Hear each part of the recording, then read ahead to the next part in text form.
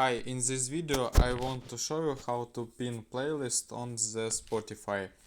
First open the Spotify app on your phone. Then go to the Your Library tab and find desired playlist you want to pin.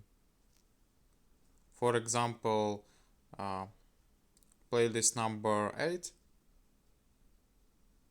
Click long and click on the pin playlist. Second option. Okay, the playlist was pinned, as can we see. Playlist number 8.